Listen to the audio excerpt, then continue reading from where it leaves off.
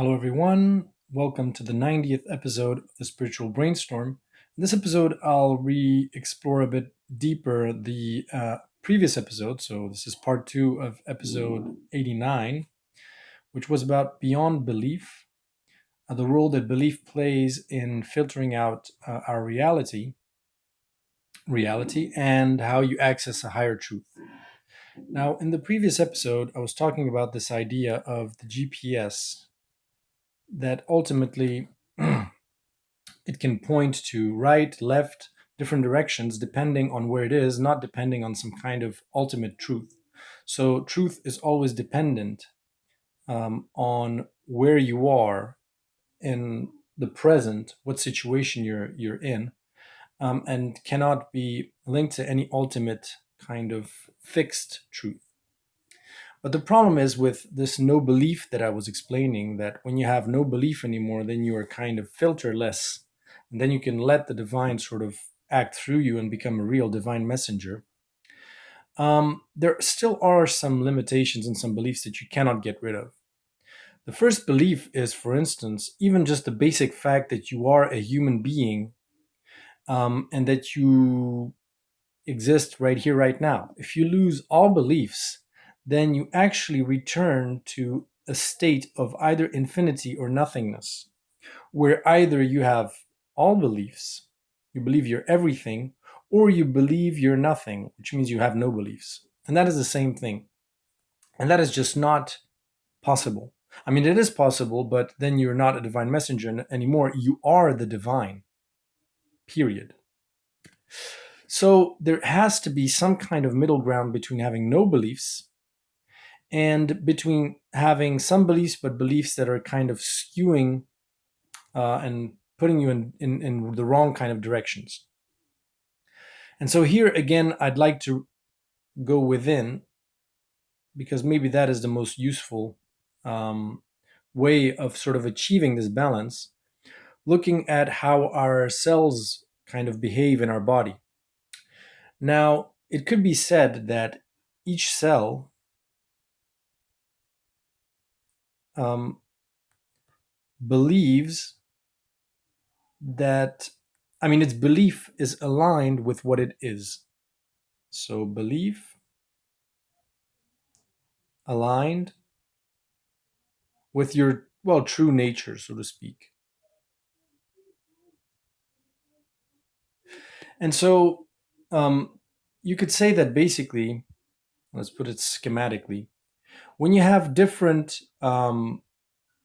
layers, like in whole on philosophy, basically, whole on philosophy, of reality that are constructed around key elements like the living cell, like molecules, like atoms, then whatever is between those, something in between, is these are the true nature kind of beliefs. When a cell believes it's a cell, then it's at the closest to believing to its belief, it's closest to its truest nature, and that is when the divine can express itself freely and with as little bias as possible, and still be an experience, still have an experience within infinity, and not become the divine, but divine expressing itself because you're aligned with those key sort of thresholds or limits. And so when you look at our skin cells, for instance, they have limited beliefs, but their beliefs are aligned with what they really enjoy, they really like, and arguably it's also a kind of conscious awareness of who you are. And so you could say that when you're in between, stuck in between, kind of like humans, which are kind of stuck between apes and being human, like the real human, and where you're between those two, then I mean, you are out of alignment with true nature, these kind of true elements. It's like if you're between two Russian doll levels. You're not the upper Russian doll, you're not the low one. You're actually experiencing the the um, the steps that it takes to go from one Russian doll to another.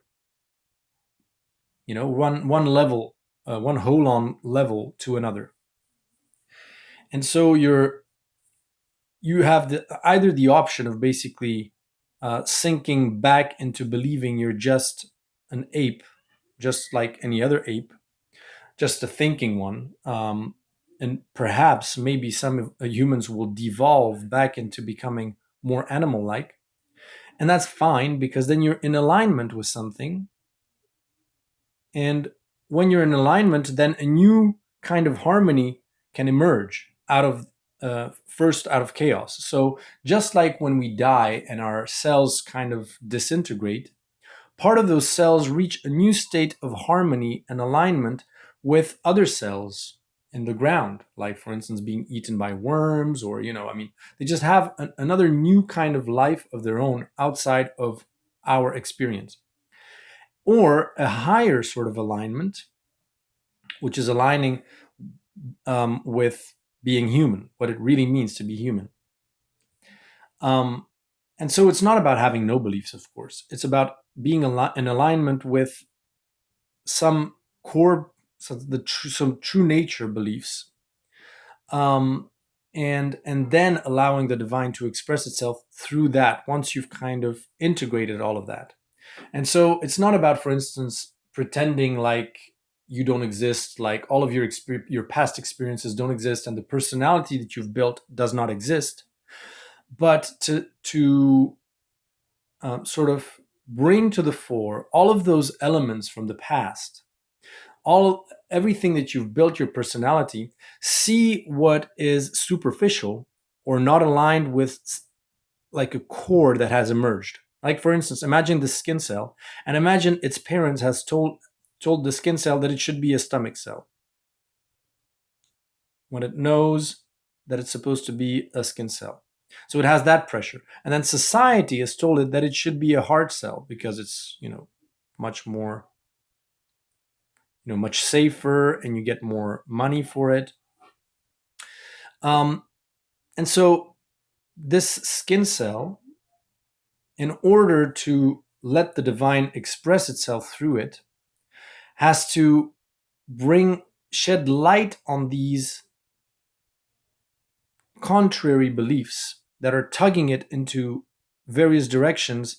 And because it hesitates, doesn't have a very smooth and continuous and happy experience, because it's always like, you know, going a bit towards the stomach cell just to please the parents, going a bit towards the heart cell because that's what society thinks is good.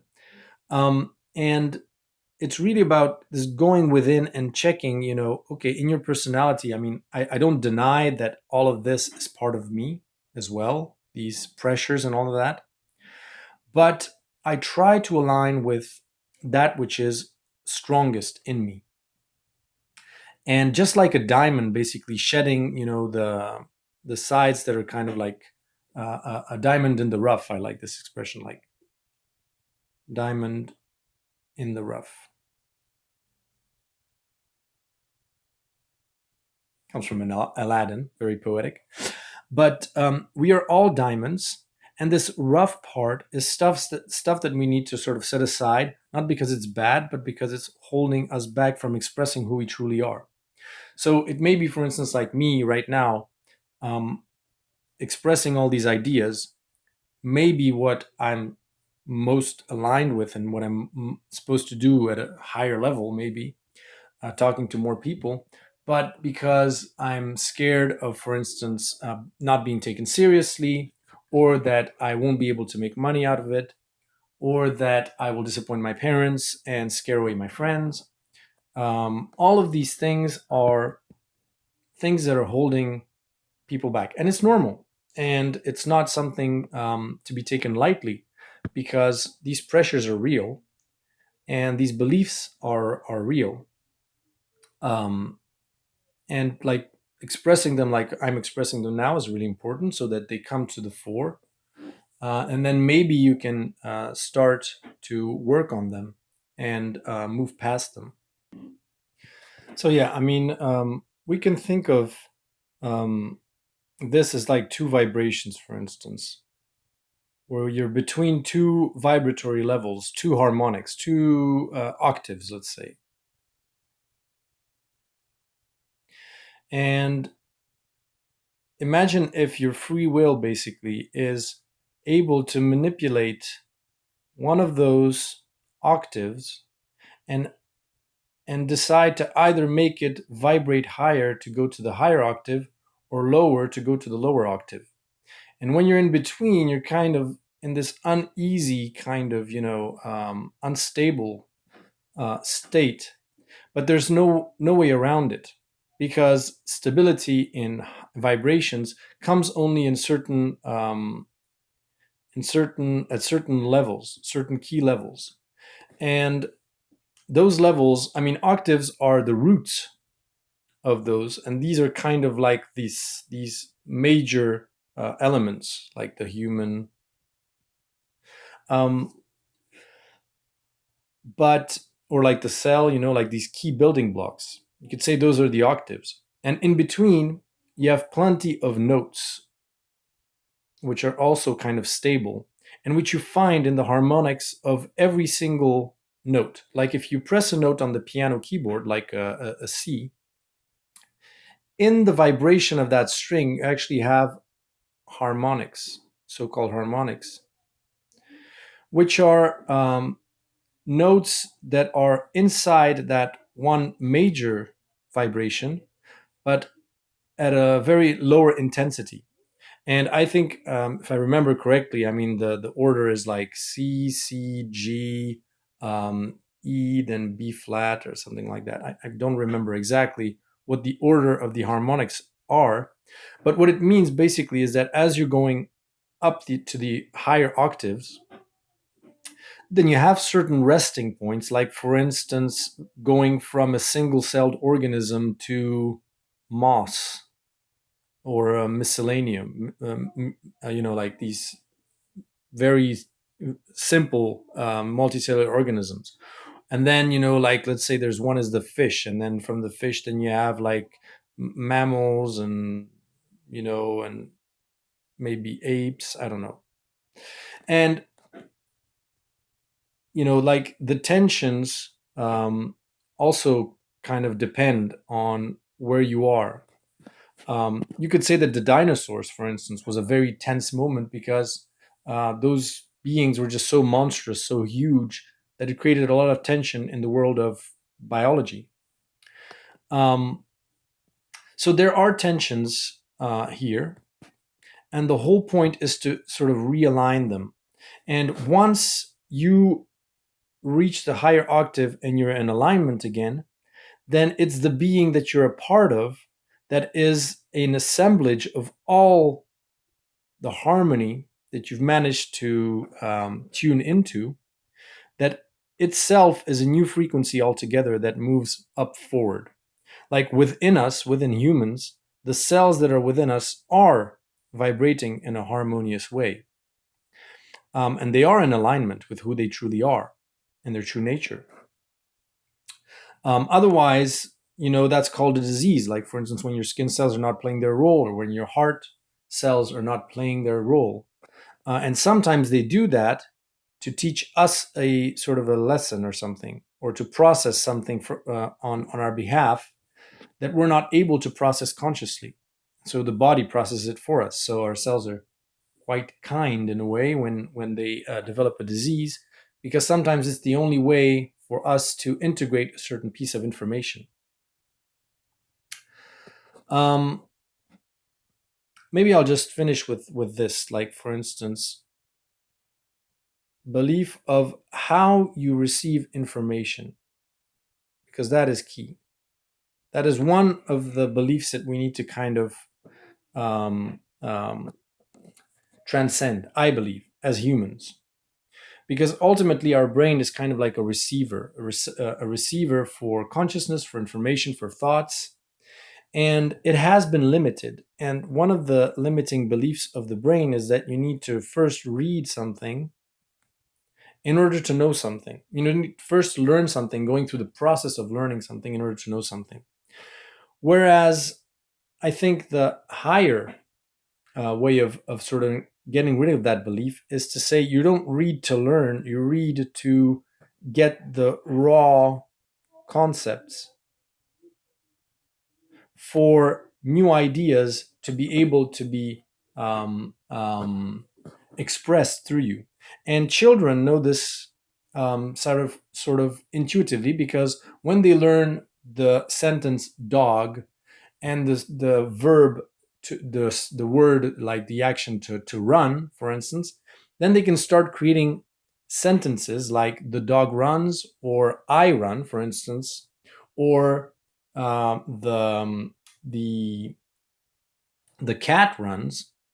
And it doesn't have to learn that the cat runs and the dog runs separately in order to link up the action, the words together. Like it can learn the word to run independently of the word cat and independently of the word dog, and then, you know, recombine those words to say certain things. And that's why also at the age of 4 or 5, when children actually learn to speak more fluently, you can ask, they're very receptive and very open spiritually. You can ask them very open-ended questions like, who is God, or where does the universe come from? And as long as they know what you're talking about, as long as they have a concept of universe there, their answer might actually really surprise you. And I have a daughter that is almost 4, and sometimes she says things that are just insane, and you have no idea where that came from. But that is because they don't yet have that filter of believing that you first need to read something in order to know something.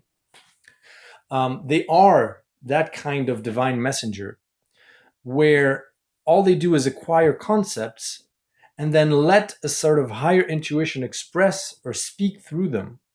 And that is what I mean by no belief. It's not no belief as in you forget everything that you are, but you shed light on every single concept, every single belief that you have acquired, and then place it in a state where you're neutral towards expressing one word or another.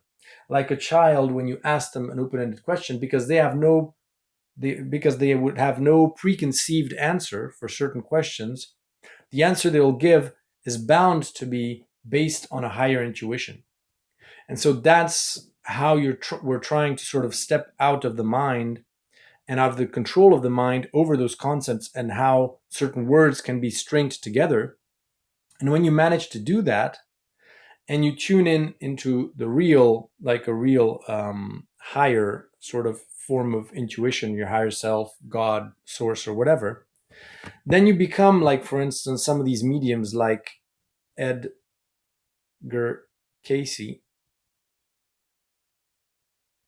which could even speak foreign languages, because ultimately your brain, for instance, your mouth, you have trained it to formulate certain vowels, for instance, and certain consonants.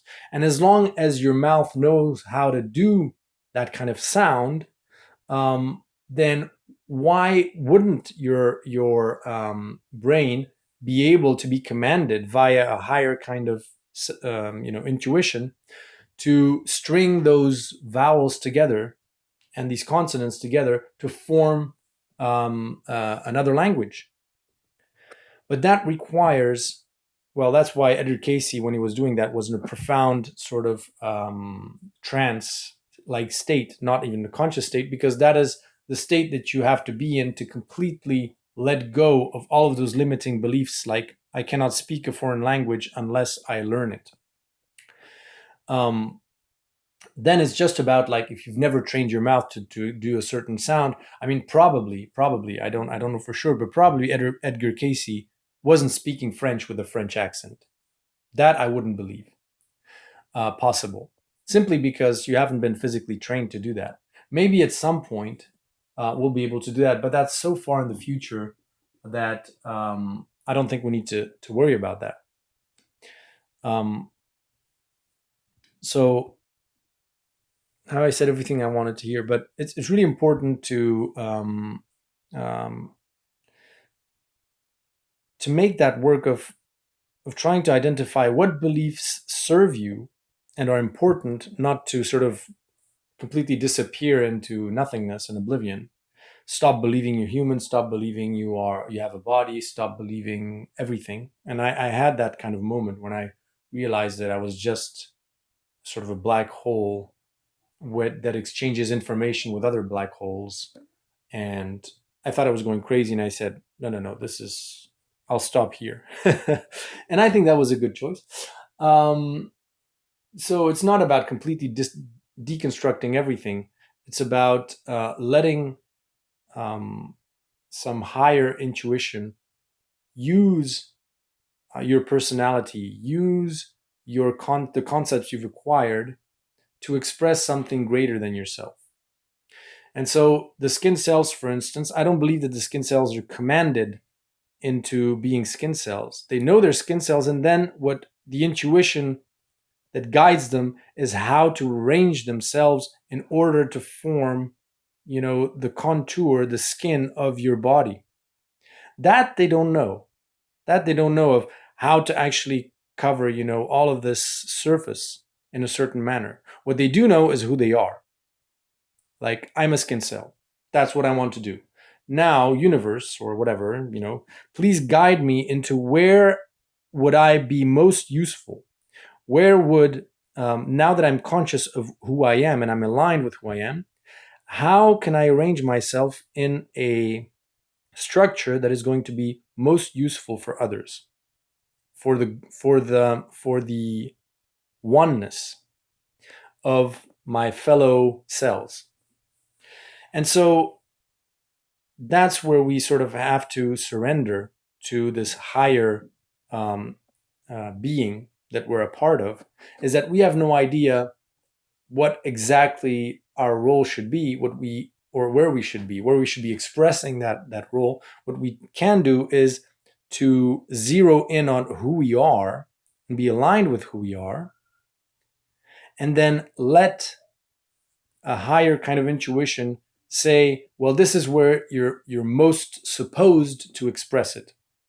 For instance, if all skin cells believed that they should all agglomerate in the foot, because that's where they should express their skinness, if you will, then you'd have a very thick skin in the foot and almost no skin, somewhere else. And then, you just bruise yourself a tiny bit, and then you'd have a huge blister and bleed to death.